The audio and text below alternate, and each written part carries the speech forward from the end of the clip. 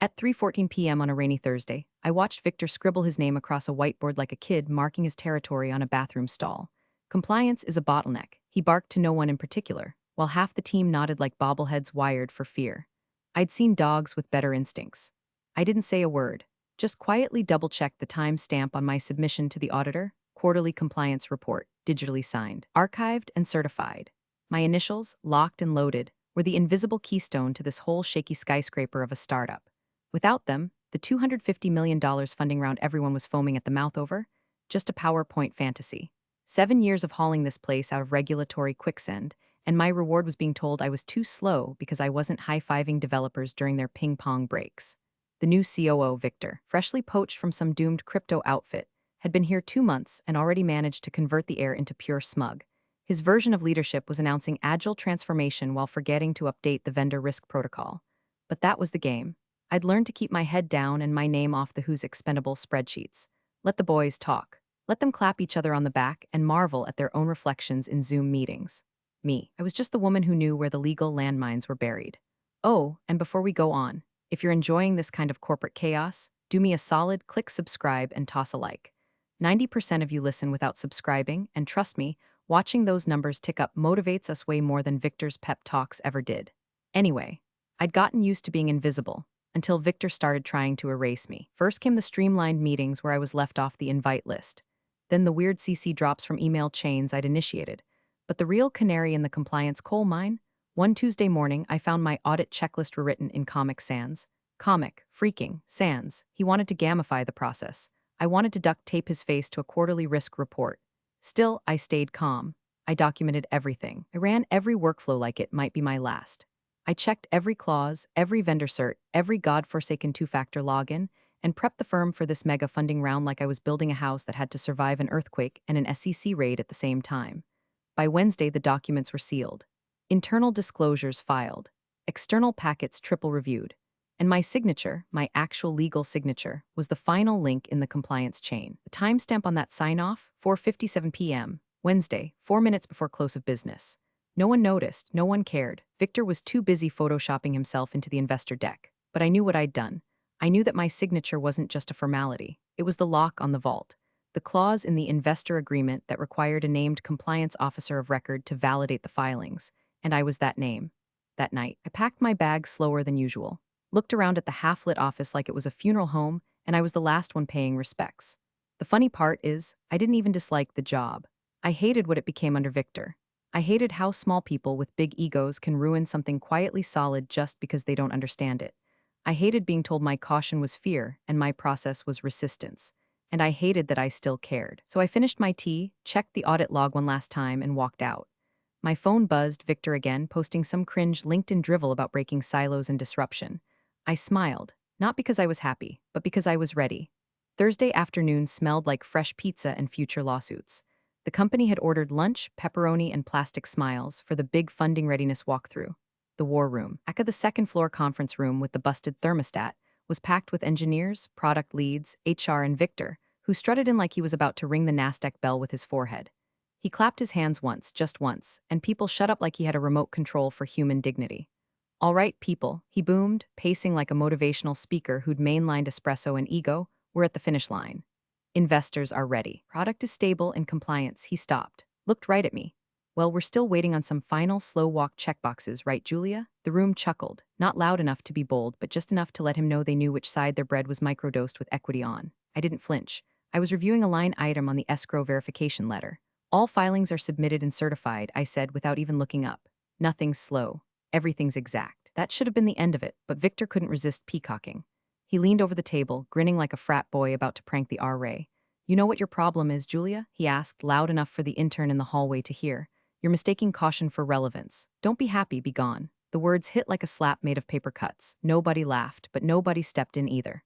Victor turned to HR, who, to their credit, looked like they wanted to melt into their chairs and said, revoke her badge, and remove her from all Slack channels, effective immediately. My screen blinked. Slack signed me out mid-sentence. The badge around my neck went dead like a guillotine had cut the signal. And that's when I smiled. Not fake corporate, not brittle. Real, cold. The kind of smile that makes people uncomfortable because it doesn't match the moment.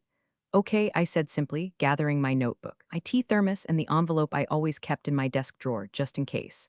Victor tilted his head, confused by my lack of protest. He wanted a scene, a meltdown, something to prove his power. What he got was silence and a woman who knew exactly what she was doing. Before I walked out, I sat at the edge of the table, opened my laptop one last time, and forwarded an email. Subject line: Formal Resignation and Compliance Transition Notice. Recipient: Mark Giddens, Senior Auditor, Wexley and Stein LLP. I attached the timestamp. 2:37 p.m. Eastern, just minutes after being locked out, and then I stood. People shifted. Chairs creaked. One of the product managers blinked like she was watching someone jump out of an airplane without a parachute. "She's really going?" I heard someone whisper. Like I hadn't just been fired in front of a live studio audience. I walked down the hallway like it was a runway, and the whole building had turned to fog. Half the sales team was still stuffing their faces with free pizza. My badge didn't beep at the exit, just gave one sad red blink, like a machine mourning a loss it didn't understand. Out in the parking lot, the October wind slapped me in the face, hard and cleansing. I stood there for a second, then laughed deep from the belly. Not because I'd been humiliated, but because no one in that building had any idea what had just broken. They thought I was a cog. They thought compliance was copy-paste and that signatures were stickers. They thought you could rip out the foundation the day before the housewarming party and no one would notice. But the thing about foundations, you don't realize they're gone until everything's already falling. By 8:07 a.m., Friday, Victor had already triple spritzed himself with whatever cologne smells like unearned confidence and parking lot Red Bulls. He strutted into the office like a man who thought he'd just shot the final scene in a hero movie, not the prelude to a train wreck. The main conference room was decked out like a venture-funded wedding. Catered breakfast from that bougie place with $6 croissants, fresh-cut fruit nobody was going to touch. And of course, 3 unopened bottles of champagne sweating in silver buckets. The founder, Daniel, was pacing in front of the whiteboard, mumbling his pitch under his breath like it was a TED talk that could summon the next round of capital. End-to-end architecture, zero trust compliance, cross-platform scalability, he was saying, eyes twitching from nerves or caffeine or both. Victor clapped him on the shoulder, teeth gleaming. "Relax, Daniel, it's done. Noon today and we're unicorns." People buzzed around like ants high on stock options. The vibes were electric, desperate, delusional. At 8:42, in the middle of setting up a screen share for the final pre-call with investor relations, a junior project manager, Amanda, sharp as hell despite being treated like an afterthought, furrowed her brow at the checklist. "Hey," she said cautiously, eyes still on her laptop, "do we have Julia's sign-off on the final disclosure packet?" The room wobbled for a moment. Victor didn't even look up from his phone. "Legal has it," he muttered. Amanda hesitated. "Are you sure? The version I have ends with her placeholder, not her signature." Victor finally glanced up, lips pursed like he'd just been asked to spell integrity. "She's compliance, not mission critical. Legal wraps that up anyway, it's covered." Amanda nodded, but her eyes didn't stop scanning. Her fingers flew across the keyboard, cross-referencing the internal sign-off matrix. Her voice went quieter. She was the named officer of record. "The clause says the sign-off has to be from the officer and role at time of submission." Victor blinked. "We submitted." Amanda: "No, she submitted the Q3 report. But the disclosure packet is different. It needed its own signature." Final version was finished Thursday at 10 a.m. Victor's jaw tightened just enough to register behind his botox-smoothed skin. "Legal has it," he repeated, this time with slightly less oxygen. Meanwhile, Daniel looked up from his notes. "Julia was still employed when the final edits were made, right?" Victor opened his mouth, closed it, then forced a shrug. "It's irrelevant. She didn't contribute anything meaningful. I reviewed it myself." Amanda, now clearly sweating, added, "You're not the compliance officer. It's a legal designation. You're not authorized to validate the filings." Victor waved his hand through the air like he was brushing away a fart. "Look, the investors don't care who signs what as long as the numbers are solid. It's just red tape." He smiled. A real big CEO-in-the-making grin. What he didn't know, what no one in that room seemed to grasp, was that Julia's role wasn't ceremonial. It wasn't filler. It was structure. Her signature wasn't a rubber stamp. It was the only legal bridge between internal filings and external audit verification. And legal didn't have anything. Because Julia never signed the final packet. Because Julia, as of 2:37 p.m., Thursday, no longer worked there. But Victor didn't know that yet, or maybe he just didn't want to. So the day marched on, high fives flying, toasts preemptively drafted. They were gearing up to celebrate the deal of the decade. And somewhere in a silent folder marked urgent, audit trail, the absence of one woman's name had already started to rot everything from the inside. At 9:13 a.m., right as Victor was walking back from his pre-victory latte run, an email hit the shared executive inbox like a stray bullet. Subject line: urgent. Julia Ames sign-off confirmation needed before noon close. Sender: Martin H. Gill, Lead Counsel, Midtown Capital. The body was clinical but cold. Per closing procedure, we require final compliance documentation signed by the active officer of record for regulatory acknowledgement. Please confirm Julia Ames' signature on the updated disclosure packet and provide continuity compliance memo as discussed. Deadline, 11:30 a.m. EST. MHG Victor's smile twitched just slightly. He stood frozen halfway into the conference room, fingers clenched around a paper cup that said "You got this" in cheery blue font. He reread it, then again. Then he hit forward, barely typing a note above the thread. "Can someone confirm Julia signed this?" He blasted it to HR, legal, and Amanda, as if urgency could be crowdsourced. The first reply came from legal: "We don't have the final signature on file." Second reply, HR, short, brutal: "She resigned. You said it was fine." Molly Victor stared at it like the words were in Morse code. Then hit reply all. When exactly did she resign? Another HR ping, this time with an attachment. A PDF, Julia's resignation email sent at 2:37 p.m. Thursday, timestamped, confirmed, and digitally initialed. The final sentence hit him hardest. As of this message, I am no longer serving in the capacity of compliance officer for Cardant Systems, effective immediately. His face drained. Manda leaned in through the open conference room door. Do we have the continuity memo? Midtown's been asking for it all week. Victor blinked like she'd spoken in a dialect of regret. What memo? The continuity memo. It confirms compliance oversight wasn't interrupted during the transition. Only the outgoing officer can issue it. Silence. Victor checked his phone. Opened Julia's contact. Texted, "Need to talk ASAP, please respond urgently." No response. He called voicemail after 2 rings. He called again, straight to voicemail. Daniel was now at the window, tapping his pen against the glass like Morse code for "I will kill you if this falls apart." "Everything okay?" he asked without turning. Victor forced a chuckle. Yeah, just a formality. Legal's cleaning it up." Amanda wasn't buying it. She didn't sign the disclosure packet. "If we don't have the memo either," then Victor cut her off. "Don't panic." But he was already sweating. Because panic had already arrived, it just hadn't made its entrance yet. And now the champagne was no longer chilled. It was sweating like he was. He opened his laptop and tried drafting a memo himself, Googling language from Julia's past filings like he was doing a high school book report 5 minutes before class. But the system wouldn't let him submit under her credentials.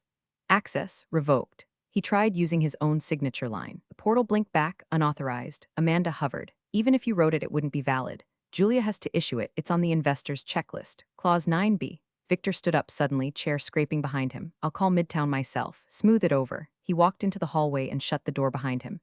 Inside, the room fell still. Amanda refreshed the inbox. Another email came through from Midtown's legal team. Subject, follow up. Compliance memo. Julia Ames required. No one said a word. Because now, even the interns could feel it. Something was missing. And it wasn't just a signature, it was the one person who knew how to stop this thing from unraveling.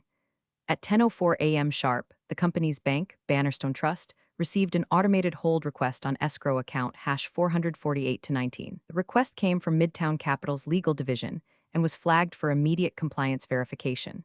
The subject line alone could make a CFO's heart stop. Escrow pause, awaiting officer confirmation and regulatory memo per Clause 9B. 3 minutes later, legal pinged Victor on Slack, what was once Julia's domain now full of emoji reactions and shallow applause. Legal, 10:07 a.m. We've just been notified the escrow is frozen pending compliance verification. Midtown is requesting we provide the continuity memo signed by Julia Ames. They're refusing to proceed otherwise. Victor read it 3 times, then muttered shit under his breath loud enough for the intern next to him to pretend not to hear. He straightened his spine, forced a grin, and asked for more coffee. Daniel noticed. "Everything okay? Fine. It's just banking logistics. You know how they are, cautious." Victor's voice was steady, but his collar was suddenly tighter, like someone had turned up the pressure on his own necktie. Then the elevators dinged. Early. The first board member stepped out, Darlene Cho, audit pitbull, hair sharper than most blades. She was followed by Armin Ghazari, the investor liaison with the personality of a redacted CIA file. They weren't due until noon. Victor's smile twitched like a muscle giving out. "Didn't expect you all until the close," he said, opening his arms like a magician mid-flourish. Darlene set her bag down with the kind of precision that usually came before lawsuits. Midtown called a check-in, said there's a gap in the compliance trail. Figured we should hear it in real time. Victor's knuckles tightened around his ceramic coffee mug. Daniel blinked. "Wait, what gap? We filed everything. Didn't we?" Amanda, now fully red-eyed and riding a wave of dread, chimed in from the corner. "Julia didn't sign the final disclosure packet, and we don't have the continuity memo. Legal says only the officer of record can certify continuity at submission." Victor's jaw twitched. "They're making a mountain out of a line item." Darlene raised an eyebrow. "A $250 million line item." Victor tried to speak again, but was interrupted by another ping, this time from the law firm representing their Series D syndicate. "No additional funds will be dispersed until regulatory chain is intact. Please confirm Julia Ames' official status." The lawyer's message had all the warmth of a death notice. Victor pulled out his phone, scrolled with desperation, and opened Julia's file, finally digging through her email trail like it held some loophole, some buried clause to save his ass. And there it was, dated 3 weeks prior. Subject line, clarification on officer transition policy. Julia had written it directly to him. Victor, for clarity, compliance authority cannot be retroactively reassigned. If I'm removed without formal transition, regulatory continuity is legally compromised. Please don't assume otherwise. Victor had never replied. He just archived it, because back then he thought she was exaggerating, overcomplicating, being rigid, that word again. And now, in real time, he was watching the floor drop out from under him. One of the VPs walked past with a forced smile and said, "Almost party time, right?" Victor nodded, dead behind the eyes. "Yeah, almost." More board members arrived. The CFO whispered to legal, "Should we prep the fallback plan?" "There isn't one," legal whispered back. Because without Julia's memo, without her sign-off, the whole funding event was suspended midair like a glass chandelier held up by dental floss. And somewhere, Victor realized that for the first time in his puffed-up, ego-soaked career, he couldn't bluff his way out. Because the woman he'd erased was the only one who could unfreeze the deal. And she was gone. The boardroom smelled like overbrewed coffee and barely masked fear. The lights buzzed overhead, too bright, too sterile. Someone had wheeled in a tray of untouched croissants that now looked like props from a play about denial. The walls, usually lined with abstract tech optimism posters, suddenly felt like prison bars painted beige. Victor stood at the head of the table, stiff as a mannequin, while Daniel, the founder, sat to his right, rapidly thumbing through his phone as if a missed Slack message could reverse a legal implosion.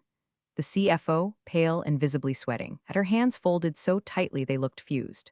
Two investors, silent, stone-faced, occupied the far end of the table, arms crossed like executioners waiting for the nod. The only sound was the crackle of the speakerphone as Midtown Capital dialed in. Conference initiated, the robotic voice chirped. Then came the voice of Martin H. Gill, lead investor counsel, calm and deliberate, the tone of someone who's had to kill dreams for a living. "Good morning," he said. "We'll make this brief. As of 10:04 a.m., escrow funds remain frozen due to an unresolved compliance failure."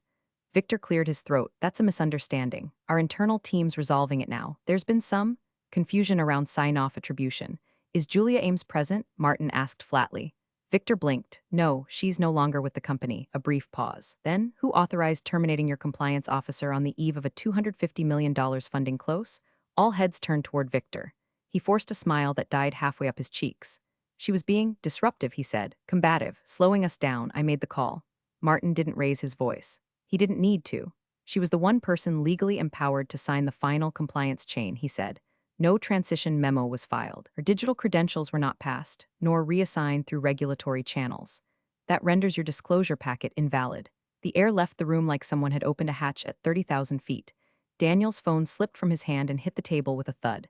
The CFO leaned in, eyes wide. "Wait, invalid like? Not fixable invalid?" Martin's voice remained flat, not retroactively.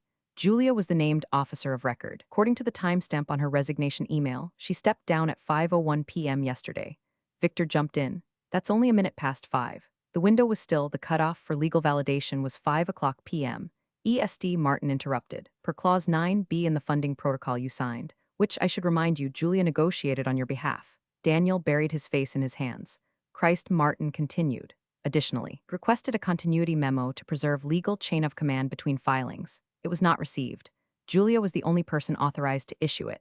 Without it, we are in breach territory." Victor tried to pivot. "Surely there's a way to know," Martin snapped, cutting through him like a blade. "There isn't." Silence. The boardroom might as well have been a tomb. One of the investors slowly leaned forward. "Did you even know about the memo?" Victor looked at his shoes. "Not specifically." The other investor, Armin, simply sighed. "You nuked our legal credibility for personality clash?" Victor raised his head, voice cracking. "She was difficult to work with, always so obsessed with procedure." "And that's exactly what we were investing in," Martin said. "Procedure. Regulatory integrity, not charisma." The call ended with a final word from Martin, delivered with the finality of a judge's gavel. "We will be recommending immediate withdrawal from the round. The deal as it stands cannot proceed." Click, dead silence. No one moved. Victor looked around for something, support, explanation, a trap door to vanish through. All he found were stares, not angry, worse, disappointed. He sank into his chair like a man finally realizing he'd kicked out the load-bearing wall and expected the ceiling to hold. Julia had warned him exactly what would happen. He deleted her email. He'd mocked her, erased her from Slack like she was a speed bump. Now the house was crumbling, and the silence was deafening. Victor's hands trembled just enough to smear the ink on the signature line as he attempted to scrawl his name where Julia's should have gone. It wasn't even subtle. He printed it like a panicked fifth grader trying to forge a parent's signature on a field trip slip. The pen skipped. His face flushed. He looked up at the CFO like a child showing a drawing. Desperate for approval, she didn't even look at the paper. "You're not the compliance officer." He muttered something about emergency delegation, but no one was listening anymore. They were watching a man unravel. Legal had already tried submitting his revised disclosure packet to the auditor, who sent back an icy rejection within minutes. Subject: filing invalid officer of record required from Jenna M. Audit Associate Wexley and Stein LLP 2. Legal Team Cardant Systems. Julia Ames was the certified officer of record at time of final packet assembly. Her credentials were revoked prior to the compliance window. Substitution is not permitted post-resignation. Signature chain broken. Filing integrity compromised. The phrase "filing integrity compromised" hit like a sentence in a medical diagnosis: dry, technical, and terminal. Victor gripped the table. Knuckles white. "Then we delay," he snapped. "Push the funding. A few days, just a hiccup." The CFO looked toward Midtown's investor rep Armin, who'd been standing near the window all morning with arms folded like a bouncer at the gates of consequences.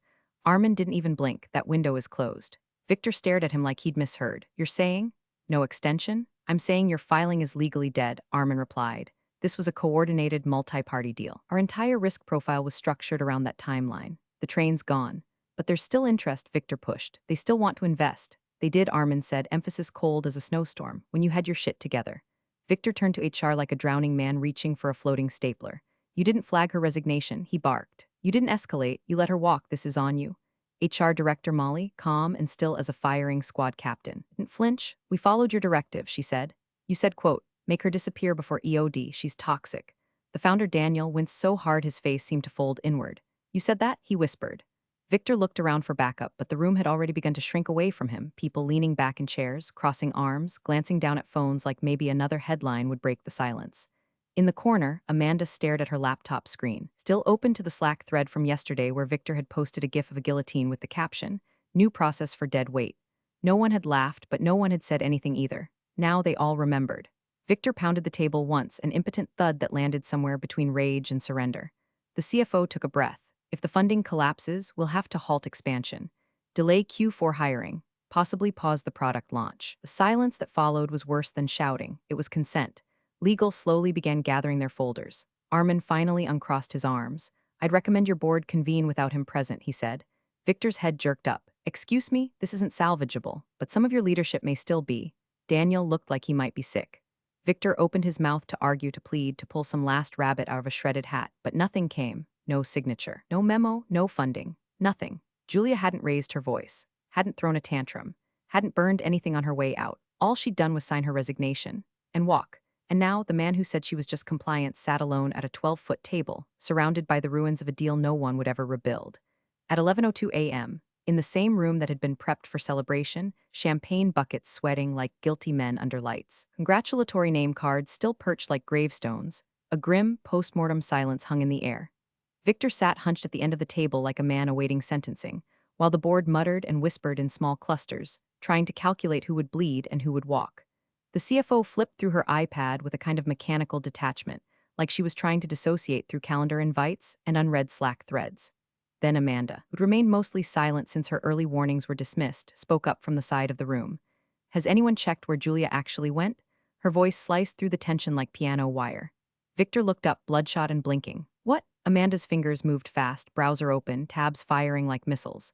She typed, "Julia Ames plus new role," and there it was.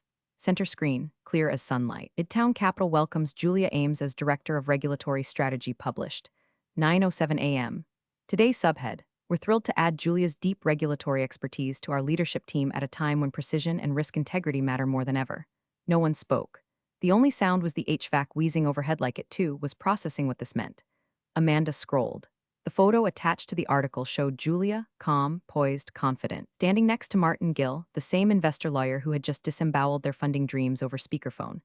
Daniel leaned forward, eyes wide, and glossed over. "Wait, Midtown?" Midtown was in the deal. They were one of the 3 firms backing our round. Silence answered him, heavy, cold, brutal. She switched sides, someone finally whispered. No one corrected them. Victor stood, a wild, broken energy twitching through his frame. This was sabotage. She tanked us on purpose. It's a conflict of interest. Amanda didn't even flinch. Only if she joined before she resigned. She didn't. The article says effective Friday morning. She was gone before the deal collapsed. The CFO slowly raised her eyes. You mean she timed it? Amanda nodded. Looks like it. Daniel exhaled like a man being exercised. She warned us. Victor's voice cracked. She threatened. No, Daniel snapped. She warned you. You just didn't listen. Everyone remembered now. That quiet, measured tone Julia always used when explaining the risks, the procedures, the things no one ever wanted to slow down long enough to understand. She'd flagged the gaps, sent memos, even spoke directly to Victor about succession protocol, about what would happen if the compliance chain broke mid-cycle. She hadn't hidden anything. She just watched, waited, prepared, and while Victor was busy deleting her from Slack like a digital purge, she'd been interviewing, strategizing, positioning, with the very firm that had the power to collapse everything she helped build. And they let her, because they wanted her more than they wanted this circus. Because someone, somewhere in Midtown, had read those filings and seen the name Julia Ames and said, that's the one holding it all together. Victor slumped back into his chair, pale as drywall. Why didn't she say anything? He muttered. Amanda closed her laptop with finality. She didn't need to, because Julia wasn't screaming on her way out the door. She was walking through another one that opened into a boardroom with better lighting, sharper knives, and a chair reserved just for her. The call came at 11:28 a.m. sharp, just 2 minutes before the closing deadline. Everyone in the boardroom was frozen in place, Victor halfway standing, the CFO clutching her tablet like a life raft, Daniel still muttering under his breath about maybe we can delay, and the two investors sitting like stone statues with thousand-yard stares. The speakerphone crackled to life. Martin H. Gill's voice, sharp and measured as ever, echoed through the silence. Our auditor has completed final checks. Victor swallowed hard, nodding like the man still running the meeting. Martin continued. The chain of custody on your compliance filing ends at 5:01 p.m. yesterday. No one moved. Our compliance officer resigned 1 minute after the cutoff for legal validation. There is no continuity memo. There is no active signature. Victor opened his mouth, perhaps to deny, perhaps to beg, but Martin didn't wait. Beat. The deal is off. Click. Silence. Not dramatic, not chaotic, just hollow, like the oxygen had been sucked out of the room. Victor sat back down as if gravity had just remembered he existed. His eyes glazed over, mouth slightly open, the corner of his jacket still wrinkled from when he'd stood in triumph only hours earlier. No one looked at him. No one offered a word of comfort. Daniel stared at the wall, blinking slowly like he'd forgotten how to speak. The CFO gently closed her tablet and reached for kwasa she didn't eat. One of the investors stood and left the room without a word, briefcase still zipped shut. A quiet thud echoed through the building as the future slammed shut. And across town, several floors up in a different building, sunlight filtering through clean glass, Julia Ames stirred honey into her coffee. The room around her was calm, minimalist, uncluttered. On her screen, the market news ticker rolled across, breaking, Cardant Systems $250M funding round collapses amid internal compliance failure. She didn't smile. Not quite. Instead, she took a sip and leaned back in her chair, watching the rest of the article unfold like a well-rehearsed overture. They'd blame internal misalignment. They'd say the timing was unfortunate. They'd insist lessons had been learned, but Julia knew. She knew compliance wasn't just forms and signatures, it was structure, weight, precision. It was the steel in the frame, not the paint on the walls. And when you rip the steel out and expect the house to stand, well, her laptop pinged. New email. From Deshaun Green, Senior Partner. Midtown Capital, subject, welcome, ready when you are. Julia closed the tab on Cardance, opened the onboarding portal, and never once looked back. Appreciate you sticking around, you legends of the break room. Subscribe for more chaos. Let's make your old managers spill their coffee in fear.